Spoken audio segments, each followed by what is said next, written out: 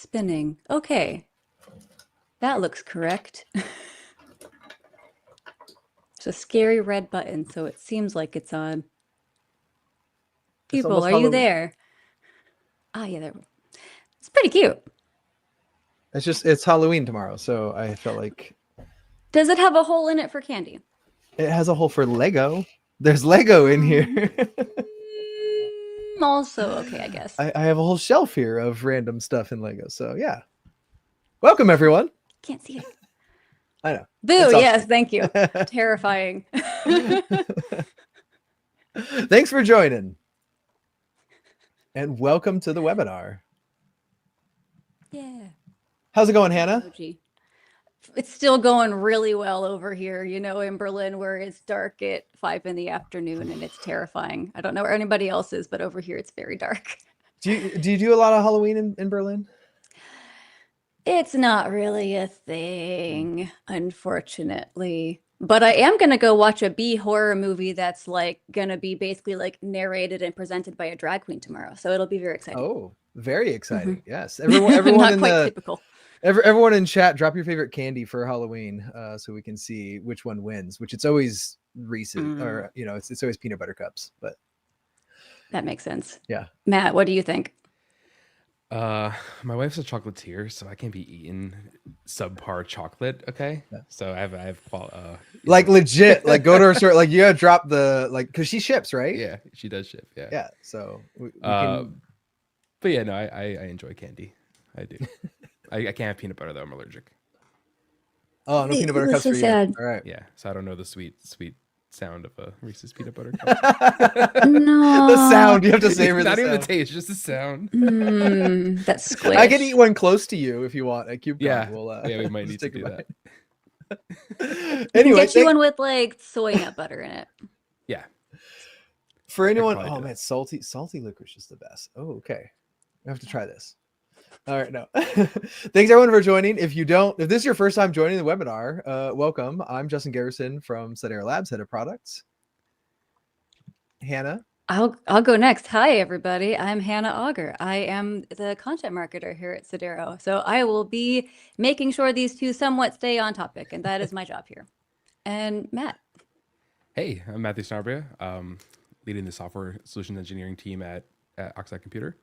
And I'll be trying to pull us off track. No, I'm just kidding. I won't do that. Mm-hmm. That's okay. You can try your best. I mean, I promise we have somewhat of an outline here to go through of what we want to talk about. And there is a live demo. So everyone, I think this is our first webinar with an actual live demo, which I don't know if it's still technically a webinar. I've never seen a webinar with actual technical demos, but this is for the nerds. It's a good webinar. Yep. So I'm excited. I'm ready to ask you the first question because I'm ready for this. Are you ready? Why are we here? Can you guys just tell us what are we talking about today? Matthew, you go first. You talk about Oxide and what Oxide's been doing, what your goals are. Yeah. There. So in the short sentence of this, Oxide is trying to bring that hyperscaler compute platform that these public cloud providers have to you all, right? To the enterprises. So give you that hardware and software to manage your on-premises cloud computing in a platform that's open and also affordable for you all to use. Because Amazon, Google, they're not selling you their hyperscale racks, right? Where they're managing all of their cloud stuff. So Oxide's bringing that to you all with open source, software and hardware that we're creating. Excellent. And how long? Oxide's been around for a bit now. And you already have a full rack that is selling and shipping. Correct. And that rack comes with control plane software, no software licensing fees. Started in 2019.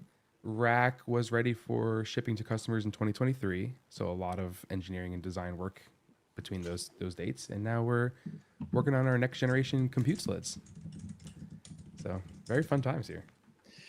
One of the things Oxide did early on, and I've been following since it started. I remember when Jesse Frizzell and folks were starting. I was like, this is going to be great. And I was so sad when the goal was basically we're only shipping full racks, because it's as a hardware nerd, I'm like, and I get it. You can't really get hyperscale if you piecemealing it together, right? Right. I mean, the efficiencies that we've gained from the full rack scale design are efficiencies that the industry needs, right? In power footprint, we're able to stuff about twice the amount of compute density in the same rack footprint for about 50% of the power consumption. And that's only due to having that rack scale design, right? So there's reasons for starting at the rack scale design, but I imagine as we become more successful in this rack scale, market, we could likely get to a smaller scale. That's on our long-term pie in the sky radar, but we'll see. And Hannah, I'm jumping around, and I already skipped to like question 2 here because I Go wanted to go over ahead. the Oxide architecture. I think is fascinating. Where like that power bank in the middle, where it's like you can get the efficiencies in power, because anyone that has ever worked in a data center knows like your capacity basically comes down to power, cooling, and space, right? Like the 3 things that you have to worry about, and you're Yeah. trying to solve those problems. Yeah, I mean, I just got back from Washington, D.C., where there's an NVIDIA's GTC conference there, and there's a bunch of hardware vendors there with racks. And if you ever looked at a GPU rack, it's like a 48U rack or whatever with like 10U of equipment inside of it, because that's all they can fit, because now they're at their power capacity for the rack. And it's kind of sad in a way, but Oxide, we really try to make use of that entire density for our compute and our networking switches and all of that while keeping the power low. So yeah, we're in a power race. That's really where we are. We're in a power race at this point where AI is trying to consume so much power, and the compute that's relatively inefficient by today's standards, they're going to start being looked at as, hey, you're using up too much of my power budget in a data center. You got to go. And Oxide is well positioned to like take that compute. So, And back to the question number 1, why? Mhm. Why would someone want to own this, right? Like, because Amazon and Google will happily sell you plenty of GPU compute. correct. And Yeah. I mean, Amazon, Google, Microsoft, you can rent their computers and their infrastructure. And that's likely that could be a good choice depending on your business. But many businesses have compute workloads that don't do well in the rental model, where you look at your costs and you could have paid for the entire compute and infrastructure in maybe a month or 2 of cost. So that cost angle is there with Oxide, where you own your compute, but you don't sacrifice that on-prem like cloud computing that you've come to love in the public cloud, where they have these elastic APIs to dynamically provision infrastructure and to like integrate deeply with your infrastructure provider. Oxide has those APIs. You can spin up an instance via an API call. You can spin up disks, VPCs. So you keep that velocity, but you own the computer behind the scenes. And then you don't get any of this sort of software licensing costs overhead that you might be familiar with other hypervisor options today.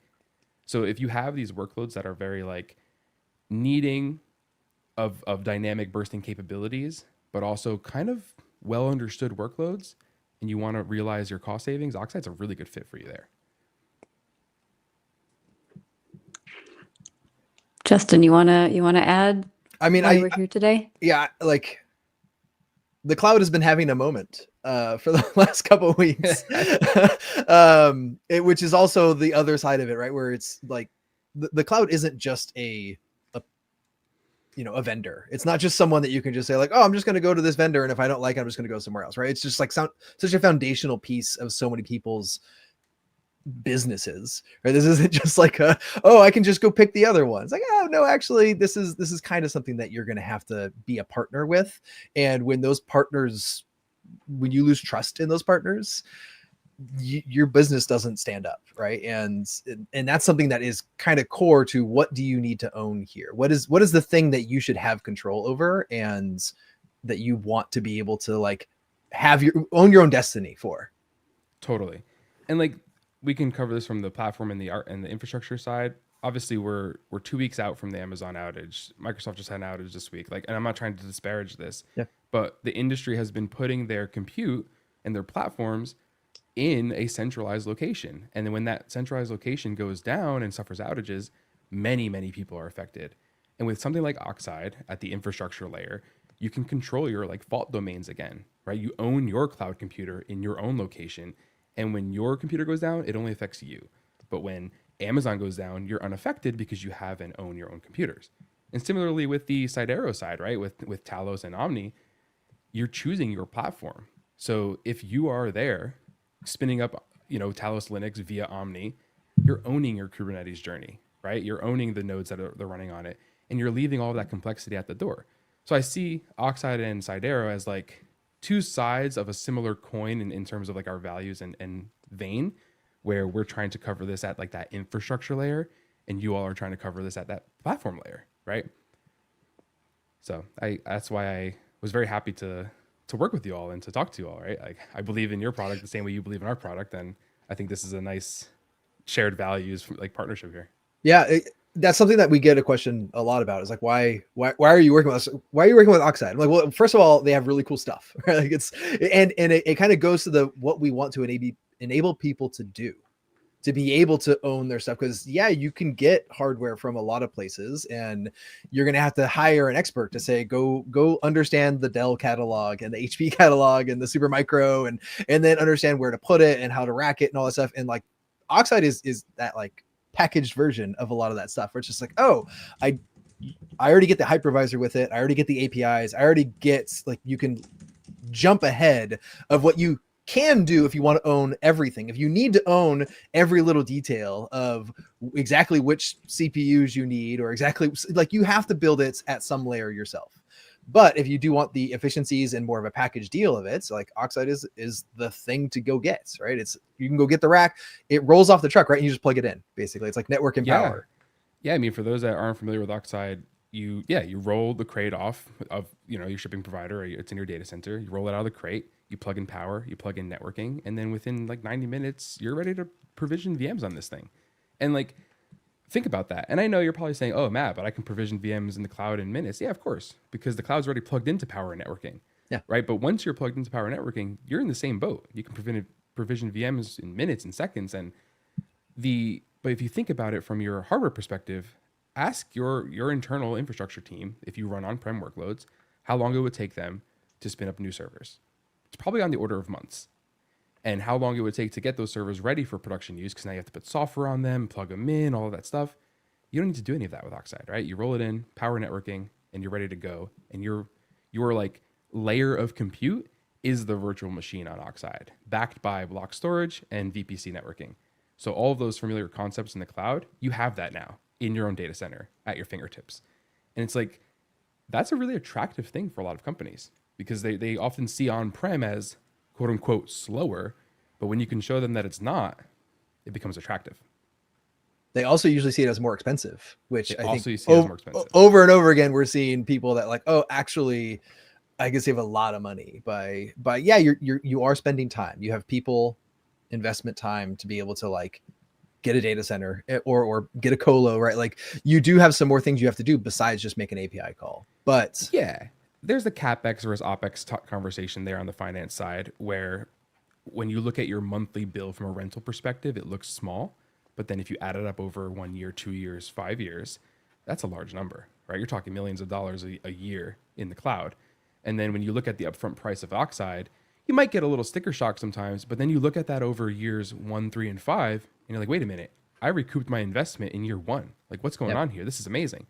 And that's sort of the value we're trying to add from the finance side, because you get your hardware and your software in one package versus having to source hardware from some traditional vendor, then trying to source software from another vendor who wants to charge you per CPU and something, and you just get this really wonky billing. So we're aware of that. We're trying to solve from all of those angles. Yeah. So, are we ready to move on to the Oxide architecture topic already?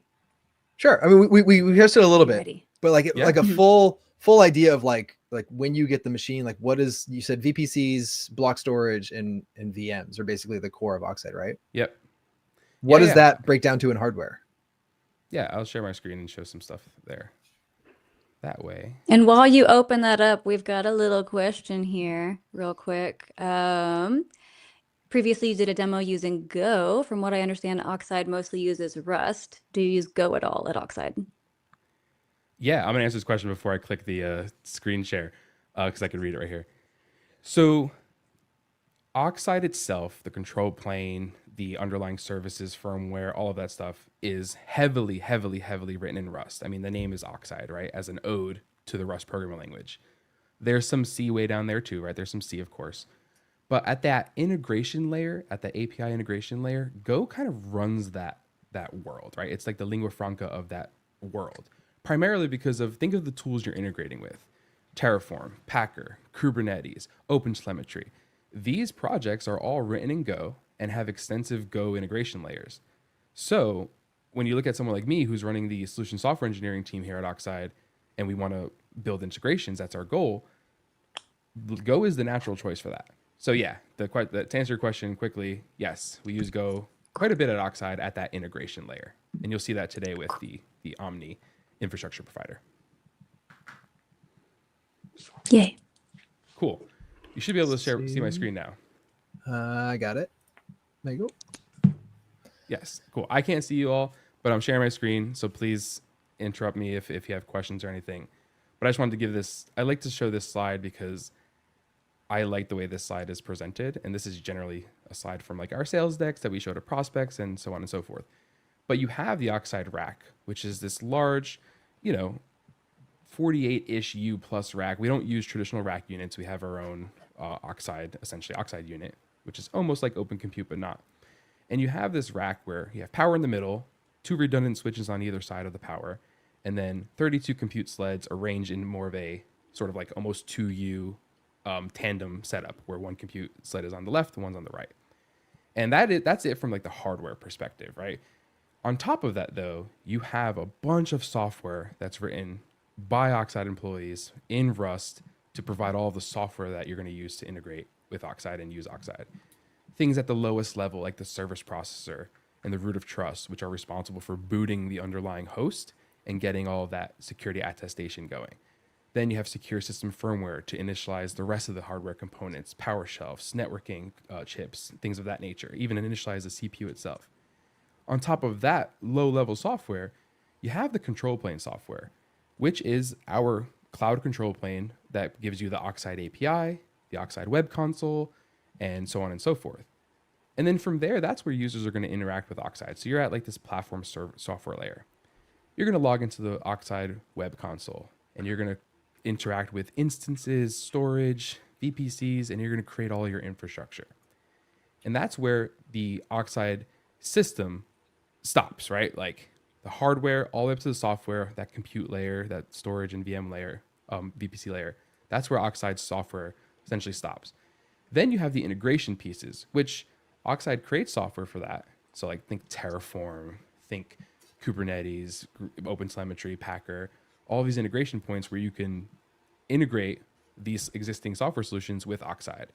And what are you doing with these integrations? You're providing things like observability, extensibility, SDKs, and so on and so forth. So I really like this slide, and I think it's a good overview to Oxide. And I'll pause there to take questions or direction from Justin and Hannah.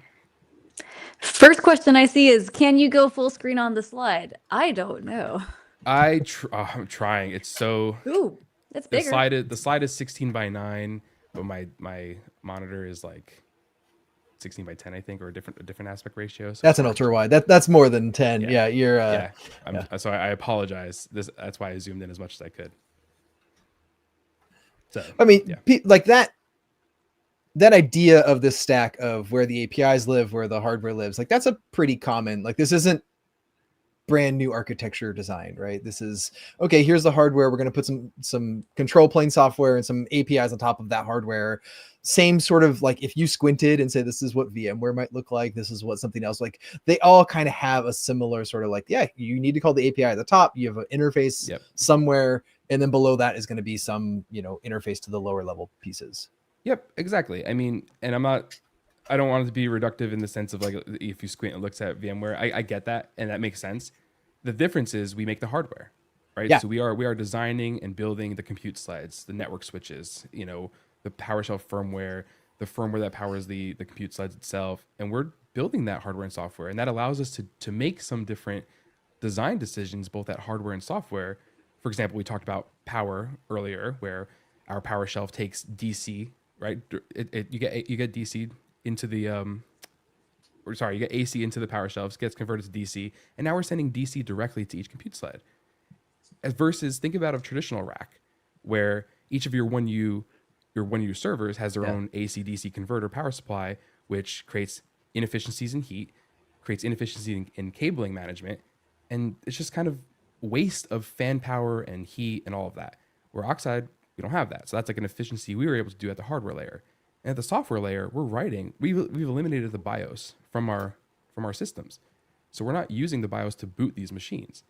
We're instead initializing the machines directly from the service processor. That eliminates an entire class of security nightmares that customers come to us and say, "Hey, thank you for doing this." Yeah. And these are the things that VMware or even Dell, they're not doing this. They can't. They don't do go it. that low. Yeah. Right. So that's where the value prop from Oxide comes in, where that co-design hardware and software. I remember the first time I talked to Jessie Frizzell about Oxide, what you all were doing was she said, we want to be the Apple of infrastructure. And I don't know if that still holds true, but just the idea of the company that makes the hardware and software together. And it's not just a software company. It's not just a hardware company. The integration you can have between the two allows you to eliminate a lot of those things that usually people are like, well, I have to have an interface because I don't know what's on the other side, right? Like a UEFI is an interface to the hardware for the Linux Right. kernel to interact with. It's like, it has to be there because Linux doesn't create the hardware. And so like all of those things, you're like, actually, if we make both ends of that interface, we can control how that works. And it doesn't need to be generic. It just is our use case. Exactly. And like Steve and Brian, our CEO and CTO respectively, they've said similar iPhone, iOS, Apple analogies about Oxide, where you have the ability to vertically integrate across your entire stack that allows you to do some things that other manufacturers can't. Yeah. And you see it a lot with a company like Apple on the consumer side. Oxide is essentially taking that same approach on the enterprise computing side. I think the flip side of that is you see companies that aren't good at one side or the other try to integrate, right? When I look at HP ILO, I have used ILO my entire career and it's always been garbage. It's always been like, I don't want to use this because HP is like the hardware division that's building it is not a good software company. And they don't know how good design works and they don't know how APIs work for what I want to use, what I would expect. They I'm sure are fabulous engineers on doing the hardware, but they just lack the skill to be able to publish that as a product to me as a consumer. And companies that don't have that good skill on either side of it are either going to have not great hardware or not great software. And that's a bad place to be. Yeah. I mean, we get it all the time when we tell people that Oxide is about 80 to 90 employees. They're like, why are you so big? Or why are you so small? And it depends on who's kind of asking that question of how much they know. And it's like, well, we have electrical engineers, mechanical engineers, software engineers, front-end engineers, general product. Like we have a variety of different engineers, hardware, right? Because we're building the entire stack. And you look at a company that's traditionally just only software, they just don't have the expertise on staff to do these things. And that's why like building something like Oxide takes a while, right? It takes a while from 2019 to 2023 to get a product out because it's not just software, it's not just hardware, it's a combination of both. And that's a tough problem. Yeah. Did you have other architecture slide or no? I just want to show this one slide. I'm not here to show slides. I want to show code and integration stuff with you all. But happy to turn it over to you for a little bit about discussing Omni if you'd like, or wherever you want to take it. Let me go over the architecture of what's the Talos Omni and provider side looks like, so I can pull you out of the stage. Yeah, there you go. Let's get mine in there. There we go. And I don't have a slide. I have a whiteboard. By the way, like the best, if you ever do webinars regularly or live streams, getting a 1080p second monitor is like the best thing you can ever do. And also I use Cintiqs for the tablets because I can just draw right on them. And it's just like, I've been using Cintiqs since I worked at Disney. And I'm like, oh, these are great for random whiteboard sessions. And ever since I started working remote, I'm like, I 100% like highly suggest anyone. And they have new ones. I'm really looking at upgrading. So how does this fountain pen play into all that? No. So let's say anyone, you ask questions if I go fast on this or whatever, but let's say you have a Talos machine and everyone knows that Talos as a operating system only has an API. Like you only manage it via an API. I think it's the only operating system that has a Terraform provider, right? Like that is like how much we believe that only APIs exist. And so it's like, if you want to manage what it didn't, oh no, I have a problem with Wayland. That's going to be a big issue. My screen's not drawing. You and me both. I know, right? Like this is the forever Linux in between. Hold on, let me see what I can do. I might be able to do this in Firefox. No, it's a screen problem. For reference, that's why you're not seeing my cursor when I share my Yeah. screen, because I'm also on Linux and Oh yeah, Windows. yeah. No, this Yeah. is the Linux problems. We We know. said this was for the nerds, so the nerds have to they have to be aware of these Yeah, things, right? classic Wayland breaking screen sharing. Yes, exactly. And it shares initially, but it doesn't keep sharing. But I think it worked last time if I shared a window. And so let me get my TL draw window, share this one, and then pop that in. Look at that. I have see, I drew something. Look I at drew We'll that. draw something on something the now screen. and see if it works. Hi, Okay. there we go. See, it's the full desktop sharing that Wayland is. It's okay. The empathy from the viewers right now is real. Like I know 'cause everyone knows. Everyone knows what this is. Yep. 2025 year of Linux desktop, and I will say that 2023 was the year of the Linux desktop. I have a blog post about it because that was the year that Linux overtook Macs in all the stuff. Anyway, but it doesn't mean it doesn't have problems. My sound's working though, so we're good. So we have Talos. It has an API. Let's say you have 2 Talos machines. Let's say you have 100 of them, whatever. Like it's fine to be able to call one API, and I know where that is. I know where the IP address. I know how to manage it. That's completely fine and easy to do. The downside is when I get all of these machines. How do I call them? How do I know what clusters they're in? If I have dozens of clusters, hundreds of machines, whatever, like how do I manage that side of it? And so that's where Omni comes in. Wait, I'm gonna change my color here because it'll be fancy. So Omni is kind of your discovery endpoint for all of your Talos nodes.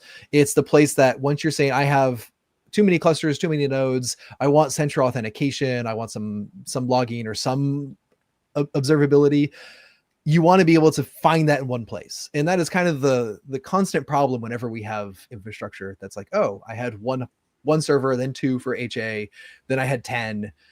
Now I need to have some way to discover it. And like VMs were the same way, containers were the same way. My first containers that I deployed were literally just like 3 boxes that I ran Docker on, and I kept it in a spreadsheet. And I said, this machine had this Docker container, and it's fine. And then once I got to like, hey, I have 12 containers or machines, I'm like, now I need some orchestrator. And like, what does that look like? That's how I got into Kubernetes. And we're doing the same thing over and over again with everything. So Omni is that central place to be able to manage all of the Talos nodes by just calling the API. We don't care where they exist. We don't care. Fancy colors. Sorry, I'm reading the comments, and that's just like, it's always just fun. People always surprise me. It's fun. But this is what we want for like just some way to audit things, to be able to say who has access to things, to be able to view what's going on. We get it. But the problem here became, how do I get more of these Talos nodes? Like if I need to create another Talos node, let's say in like a different data center over here, I got to go like download the ISO. I need to go put it somewhere, or I need to call an API, or got to build something, call VMware, put it in Amazon, whatever. How are you creating these machines over and over again? And so with Omni, we realized that we had an API on both ends of this. We had an API for Omni and we had an API for Talos. Like we should be able to like glue them together and automatically do some stuff for you. And this is inspired a little bit from what Cluster API does. Cluster API always assumes that it has a provider that it can call an API to get a machine. So we did a similar thing, and we actually started with a bare metal provider, which I will put, I don't know, as yellow. So we have what's called a provider. Just call it Pro. I can't spell on there. That calls some other API on your behalf, where you can have, if it's a bare metal machine, it's going to call IPMI. And IPMI is an API. It's a pretty garbage API, but it's something that we can call and say, hey, I need you to boot right now. I need you to Pixie boot. I need you to do something. IPMI gives us that low level access to hardware that we can call. And then we can say, okay, you booted this machine. It registers in with this provider. And then the provider basically provisions it enough to go into Omni. And that works great for what we call static infrastructure, things that are like, okay, well, I bought 10 computers, I need them to go in. But we have a separate problem for dynamic providers, which are some level of capacity that is like, who knows how much. It's Amazon, it's Google, it's a region, it's whatever. And then how does well, it's well, there's my Jet KVM running. I don't know why TL Draw just completely, wow, what? Ooh, this is my favorite type. Spooky. I have no idea how. Yeah, we're like a day before Halloween. This is what I'm here for. Yes, That is crazy. Hold on. Let's this is remove what I'm that. here for. Did you anger any spirits lately?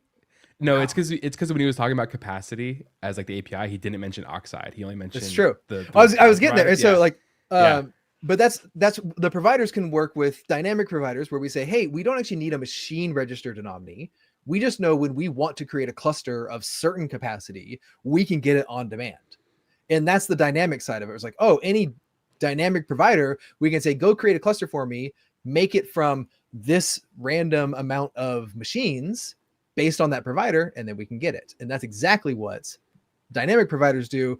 We have one for KubeVirt, we have one for Proxmox, and we have one for Oxide, which Matthew's been working on for a little while. yeah. I think I should demo it then. I think Yeah. let's do that. Hopefully your screen is going to work. And I still have a. Oh, you know what? It's a screenshot. It's not even live. Yeah. Oh, I'll you share know, it. It's I'll share worse. again. I have no idea. I have no idea here. Cool. I'll share again and show the demo of it. Okay. So back to the slide over here. Get that there. Cool. So you should see Omni. So I'll make it pretty large for everyone since I have this wide screen that I'm demoing off of. So Omni, Cytera Omni, if you're familiar with it, you can log in, like Justin said, manage a bunch of different Talos Linux machines and turn them into Kubernetes clusters. And this was me destroying something from earlier. You could ignore that. But an infrastructure provider, you would go into Omni and you'd say, hey, Omni, I want to create a new infrastructure provider. Pinch the zoom just a little bit there on your on better. Yeah, there you go. Yeah. You would go into Omni and you would say, hey, I want to create an infrastructure provider so that Omni can call my infrastructure provider to either dynamically or statically create resources to be turned into Talos Linux machines to be managed by Omni. So you see here, I have this Oxide infrastructure provider. And when you create one, you have to give it what's called a provider ID. And then this little key here gives you credentials. And then when you want to run your infrastructure provider, you can just run it with the credentials.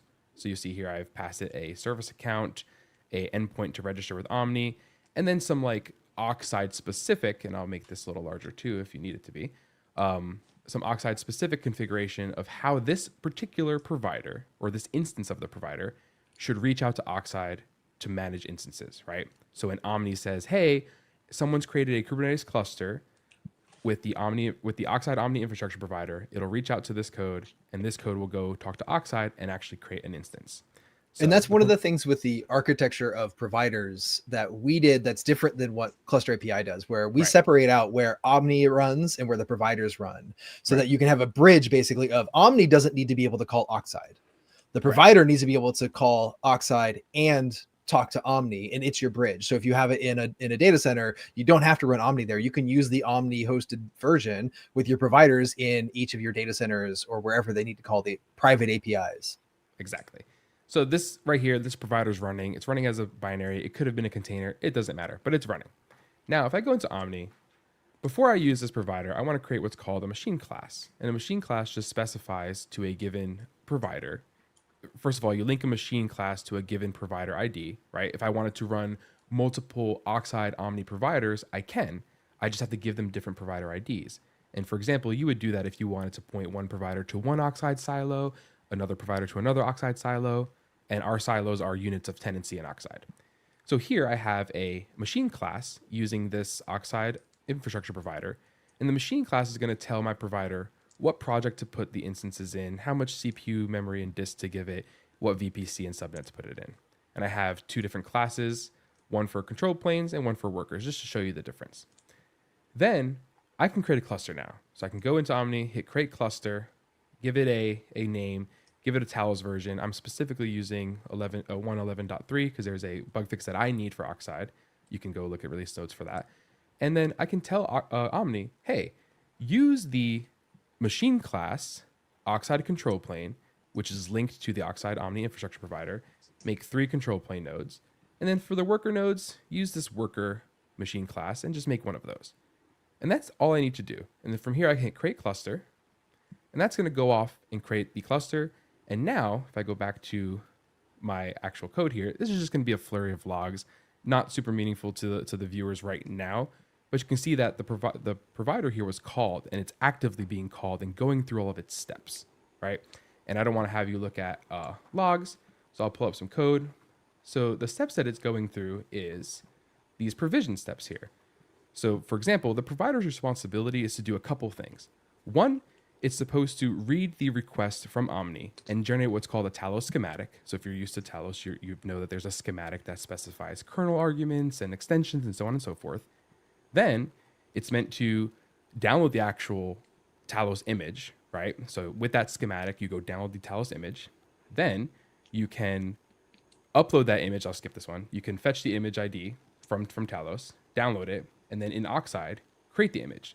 So now that I've reached out to Talos's factory with the schematic, I download the raw image. I then upload that image to Oxide and say, hey, Oxide, here's an image for Talos. Go use it. And then after I do that, after I create the image, which I've already done, it's going to create an instance for this thing. So that's really the steps of what it's going to follow. And you can see this line 20 lint rule. I'll show you that in the Oxide. I forgot about that. That was my fault. So in Oxide, what does this look like? Well, you can see here, I have no instances here, but if I refresh this page, the infrastructure provider reached out to Oxide, created those 3 control plane nodes, that 1 worker node. All of them are running. They're all using the node cloud init configuration, and that's how they are linking themselves to Omni and joining Omni. And I'll show you that in a quick second. And that image that I told you about is here. So this is the Talos 1.1.11.3 image with this sort of hash so that we can like dedupe images. And that lint error that I showed you is this. So I should have fixed that, but you know, life is life. And these are all running. And in Oxide, I can go here. I can capture the serial console output. So I can view the serial console. And you can see that all of this is running. It has joined Omni. And I'm going to actually copy some logs because I want to show you something from these logs real quick. Another benefit of Oxide is you can actually copy the serial console logs live without having to go through hoops. So I will show you these. And I want to show you, notice how this Talos node, the kernel arguments here, it says that it's launching the no cloud version of Talos. And in the kernel arguments, there's no Sidereal link configuration to join this node to Omni, right? So you might be asking like, it's a hey, generic Matt, image. Exactly. Generic image, nothing baked into this image. So you might be asking, hey, Matt, how does this node know how to join Omni? Well, it's meant to fetch the cloud init data from the no cloud data source and uses that. And inside of there, there's a Sidereal link configuration. And you can see that right here. So the cloud init user data, and I can show you that in the code real quick. You can see here, I have dumped the Omni join configuration into the user data when I launched this instance. And that's how it knows to join Omni. And what's cool about that is if you look at this join token here, which I want to show you real quick, and I will. This join token, base64-D. Oh, I put the wrong. You don't have the full thing, right? Yep, I messed that up. Sorry. I want this. And then that. And right here. There we go. Oh, God. Sorry, I can't type when I'm... There you go. This join token here, if I base64 decode it, it has a nice couple of information here. It has the provider ID of the infrastructure provider. It has the machine request, which is the ID that identifies this particular machine. And it has a signature and so on and so forth. And all of this information is used to have this node join Omni, join Omni, and link itself to the Oxide infrastructure provider. And you'll notice this node ID here is actually the node ID of the actual instance in Oxide. So all of this stuff is linked up. And then in Omni, what you get is a running cluster, fully running on Oxide with Omni, I've provisioned it. And you can see in the machines here that this was an auto-provisioned Oxide machine in this view. So all of this is linked up end to end. And if I want to expand this or scale it down, I can do that and the infrastructure provider will be called. And I'll pause there for some questions and comments. I saw a few coming through. I think the best one please. here is Lambert is just like being able to copy from serial console is just like a applause right there. That's that's great. It's also like writable. So if I like connect to this and hit enter a bunch of times, like this is actually I could type. It's two-way. Yeah. Yeah, two-way. Nice. Got Yeah. another one that people liked. Can Istio, Ambient Mesh, Falco, Pixie, and similar tools that use eBPF tool also be run? This is a Talos side of the question Yeah. where in general, yeah, I mean, it's like Talos has an LTS Linux kernel. I haven't heard of any eBPF tools that don't work. So if they're running eBPF, because that's just kernel code, basically, you drop it in place, and the kernel can pick it up and it can run. I don't know of any that have limitations there, but plenty of people use things like Cilium, which is eBPF CNI. So yeah, there's plenty of them out there. Yep. Any other questions? I'm going to scale this up by 1 just to show that this also gets called. So now if we scale it, it's going to do the same thing. And then we should see in a moment that a new instance is starting to create. And you can see how fast that was. Do you have the Omni control command installed? I don't. I didn't have it on. Okay. It's on my laptop, and I'm on my desktop today. I didn't get it. Because the other thing I was going to show is this is now a template, right? Like if you do this in the UI, you can download a template of what that cluster looks like. So if you want to stamp these out for people, you literally can just like send that template to Omni, and all of that stuff just wires up. All you gotta do is basically change the name of the cluster. And you say, hey, I'm using a machine class. Give me 3 more control plane nodes. Give me 3 more worker nodes, and it will just automatically generate that stuff. Yeah, let me download the cube control, the cube configuration for this cluster real quick, because I should be able to just do that. m.cubeconfig, and actually I'll just copy that cube config. What is it? Default something? Talos something? Yeah, this one. Talos default. Yeah. Yeah, cubeconfig.yaml, and then we'll just like use this real quick. Yeah. So if we do this, I think I have the OIDC. Yeah, cool. So Talos, in order to have kubectl access to your cluster, it uses the OIDC plugin. So that way you can get that token.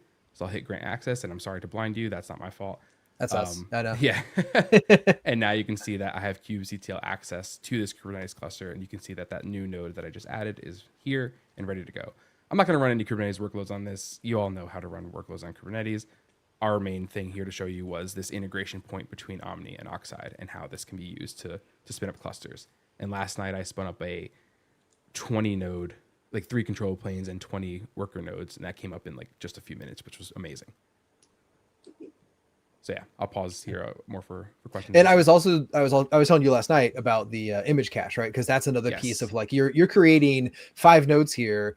Those 5 nodes have the Talos image, but they don't have the kubelet, they don't have the API server, they don't have some of the default images installed. So when you're building these custom images, you can bake in some of that stuff to avoid the download, which again, the Kubernetes components are more than the Talos OS, right? Like those things are larger. So you can bake them in and they get pulled from a local container registry that runs on disk basically. And just says, oh, I'm just going to pull these images locally. I don't need to saturate. Because if you're trying to get like 100 machines or something, you're going to hit network throttling problems or upstream registry pulls or something like that. So being able to do something like an image cache is like the next step, that if you need to do this quickly or you want to make it air gapped, you can build those things into it as well. Exactly. Like this image just is the generic Talos image. And you're correct that the Kubernetes kubelet stuff is not baked in or cached at all. So every image that I'm launching on Oxide does have to pull all of those. So if I wanted it to be even faster than what it is today, I mean, this is pretty fast, right? Like getting this all running and in Omni, this is quite fast, probably faster than most people are used to. But there is more performance optimizations we can do here with image caching and so on and so forth. And we want to do that, right? The code for this is at GitHub, Omni and for provider Oxide. It's all open source. That's a thing that I probably should have mentioned earlier. Like everything that my team here at Oxide is working on, I'm pushing to be open source, right? Oxide is a very open source first company. So I'm pushing for everything to be open source. You can view the code, see how we've done it. I've spent a lot of time talking to the Omni team, or the Sidero team really, in a couple of discussions, and they've been very helpful, and I really understood like part of making these integrations is when you go from like Sidero to another place and you have to make integrations across different products. Part of the problem is that context switch, and working with the Sidero team has been fantastic compared to like some of the other integrations I've had to do. So and it's been great seeing the feedback on like all of the ideas from these different providers work all in slightly different ways, right? So like Correct. the KubeVirt provider was different than the, you know, the Proxmox provider is different than an AWS providers. All these providers have like different ways that they treat things, and the calls and the IDs and all that stuff just becomes like, okay, how do we make sure this integrates? And on the infrastructure provider side, we try to make it as dumb as possible. Yeah. In many ways, where what things like cluster API providers do is they do a lot of stuff. They get really complicated in a lot of ways because the AWS CAPI provider can do an EKS cluster. It can do it on EC2 nodes. It can do it with different VPCs and spans and regions and Fargate and all these things that just get so complicated. For us with Talos, we're like, no. We only boot Talos. We only show that too. Yeah, no, you're bringing up a good point, because look at your interface that you asked me to implement. You asked me an infrastructure provider for Omni asks you to implement this interface right here, and it's 2 methods: provision steps and deprovision. Go look at the interfaces for some of the other Kubernetes integrations out there. Tens of methods you're supposed to implement for these things, right? And that gets really complex really quickly, specifically like the cloud controller manager, like you said, the cluster API, and even like the Docker machine thing that Rancher uses. That's like 10 methods to implement, and it gets a little wonky. This is so much simpler for me as a developer to implement. Yeah, I had to do a lot of discussion with you, Justin, and your colleagues about some of the, you know, sort of ways that these methods are called to understand some context. Yeah. But you all gave me all the information I needed, and I was able to knock this out quickly, right? And now it's just a matter of iterating on it so that it's, you know, more featureful and whatnot. Yeah, and those features kind of get into the provider specific side of things, of just like each one of these providers, we want them to be a single binary static container, basically, that's stateless, because this can run in your infrastructure and it calls Omni and all the states get stored in Omni. Because again, all you're doing is saying, boot a machine with this image. Talos does the connection, right? And then Omni does the provisioning, and all of those smarts get put in just the right places where is the state stored? Where do you want these things to exist? And that's kind of like the cycle that we want to do for these providers more often. Before I destroy this cluster, any questions that require this cluster to be live that I miss? I'm not monitoring chat, so if there's anything. Yeah, that's right. You can't see. I was going to pull in one question here from Brandon about Oxide with storage APIs. So is there's a way to create a PVC from Kubernetes, or do you have to do something like run your own storage inside of Kubernetes with that, like Ceph? Yeah, great question. So last week I demoed at Cloud Field Day for Oxide, where I demoed our alpha or development Kubernetes CSI plugin. So we are actively developing a Kubernetes CSI plugin to allow you to use Oxide as the backing storage for your PVCs. There are some blockers that we're working through there, namely on like disk hot plugin and, you know, attach, reattach, and resizing. But we have that in active development today, and we're gonna get that going to be released. Today, the recommended approach is using something like a Longhorn or similar, but we are gonna be releasing our own CSI plugin. Sweet. I'm scrolling back a little bit. You're good. Someone else mentioned here about like a Pulumi provider would be interesting. And that is often where people land, right? They're like, oh, this is a generic thing that I could put Terraform or Pulumi and just have an API in front of it. And it does whatever I want on the back end, which is true. And it's also something that you have all the flexibility in the world to kind of, if you want to write Pulumi code or Terraform code, to be able to call and do. And then it also gets complicated on, like, again, where the state gets stored. On, you know, Pulumi has state and Terraform has state, and then how do you reconcile that with what Omni is going to have? And all of those things get a little bit messy sometimes, where we tried to make the Go interface for providers, again, as simple and dumb as possible, to say like, oh, they all basically have the same flow of, you know, like grab an image or create an image, upload the image, make machines from that image or template, and then Omni takes over. Yeah, the Pulumi thing is interesting. We get asked about a Pulumi provider every now and then. Not often enough for me to want to prioritize it yet, but we get asked about it, and our stance so far has been our Terraform provider is the primary way to do those things, because Pulumi can use like a bridge mode to talk to Terraform. So we kind of have taken that stance. But I would be really interested to hear more about your Pulumi like specific use case there, because, you know, I just want to understand it better too. Cool. I'm going to destroy this cluster to let this go through. So I'm going to click this destroy button in Omni and let that go. So Omni is very smart about this, right? It drains and destroys the worker nodes first, and then it'll go through the control plane nodes. So in this case, we'll see those nodes start to, like, if I look at their logs, and by the way, I can view the logs in Omni or Oxide, which is great. But if I look at the serial console here, you'll see that like this is starting to go down, and it's starting to, like, be deconfigured or deconstructed, which is great. And then this will take just a few moments for that to go. And one worker was already destroyed, and this other one is actively being stopped. So very, very quick. Like, this is the sort of velocity and speed that you can achieve with Omni and Oxide for your Kubernetes workloads. Yeah.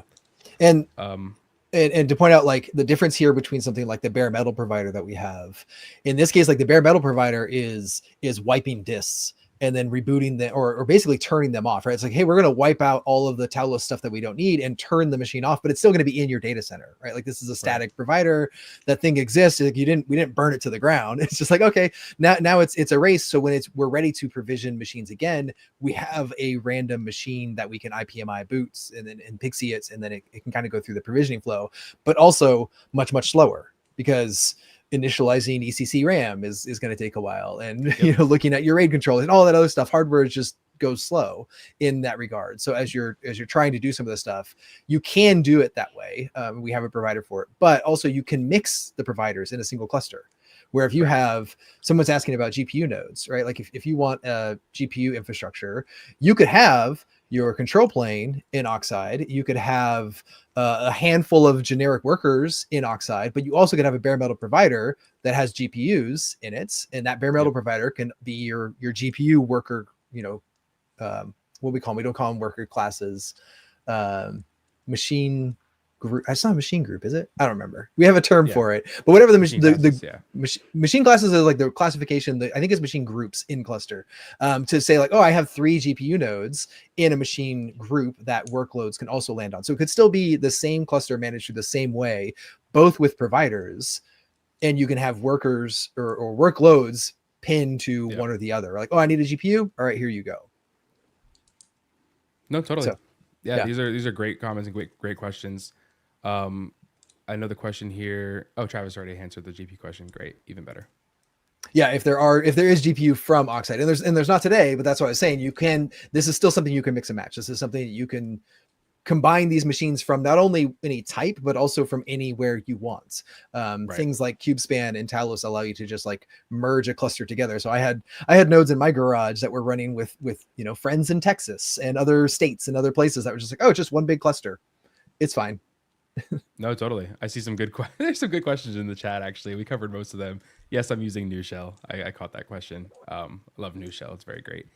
And then the other question was the Zap logger, or not a question, but a comment of the Zap logger interface.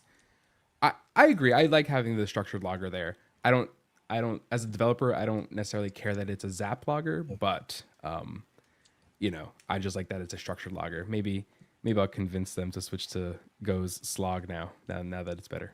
We'll see. No. Everyone get off Zap logger. We're going. Yeah, everyone get off Zap. Go to slog or something. Matthew's just pushing all of the bleeding edge stuff. Like you got HX, you got new shell, you got JJ. Actually, yeah, you're not wrong. Yeah, you're not wrong. I really was trying new shell for quite a while, and there was I kept falling back into like I'm too familiar with the keyboard shortcuts in ZSH. And there was one that it was alt period or command period that like to get the last. That one, like I couldn't replicate in new shell at the time, and I too much muscle memory on that one. I'm just like, I use it all the time. I like to confuse my mind all the time by always doing new things, and my mind is like, "What are you doing to me?" So just some consistency somewhere. Oh, Cosmic Desktop, I tried it. Yep, I'm a fan. I know Justin's not there yet, but I'm not there yet. My Fedora 43 came out yesterday. I need to upgrade all of my machines. So any other questions in the chat? I know we're running up on time here, right? We're scheduled for the hour, and that was like a perfect demo. Mm-hmm. Yeah, no, totally. I love to be respectful of everyone's time because we appreciate you all coming here live and asking us questions. We know how like meaningful that is to give us your time. So we really appreciate you all being here, and we love to give you the raw demo, show you where we're at, understand how we're partnering, and kind of just answer your questions. We do this for you all, right? We're nerds too. We're nerds too. Don't forget to tell them where they can find you next, depending on where they live. Hannah, do you have a link to the KubeCon meetup? I will. Get it and throw it in chat so we can get people. If anyone's going to KubeCon in Atlanta, Matthew and I will both be there. Depending on when you're watching this stream, was it November 11th through 13th? Yeah. Is KubeCon. I was like, I don't remember. So you won't be able to copy and paste that from the screenshot or whatever, but it's in chats. You can sign up there. We are having a meetup. Sidera and Oxide, just it's a casual thing. It's a hangout. We can have any questions or things you want to chat about more. We'll both be there. It's going to be a fun time. Yeah, no, please come through. There was a question about where the Oxide servers are at location. All of the demo that I showed you, aside from the Omni infrastructure provider running locally on my machine live, the Oxide infrastructure is located in a data center in California. It's a live Oxide rack that has multiple tenants on it, and we use those tenants for customer and prospect preview environments. So if you're evaluating Oxide, we can give you a tenant on that rack that you can use. This is actually how Justin started using Talos in one of his previous YouTube videos about Talos Linux on Oxide. We gave him a tenant on Oxide, and he was able to do that. And Justin and I were chatting about, out of band about like how to use it and blah, blah, and all this stuff. So we have that available. And this is our way of like dog fooding the Oxide product. We also have a actual dog food rack in the office. That's even more development than this one. But yeah, so we have that ability for you. Yeah. Amazing. Cool. Awesome. I see no last minute questions, so I think you've done it. Any last comments, you guys? No, this is great. We know, I know you have like a PR that you're working on for the provider. Do you have like you wanted it for KubeCon, right? To be able to like fully publish it so people don't have to build it from your branch? Oh yeah. I mean, I see people already shared the source code on GitHub. I have not yet made a release yet, like an official, here's a release of the provider. I'm still working on it. You are definitely free to use it and build it from source today. I eventually want to get that built as a container and published correctly. I want to get the interface nailed down a little bit better and then get it going. But it's out there for you to comment on. If you have issues or you have comments about it, please. Anyone that has an Oxide rack, you're free to go go run it yourself. Exactly.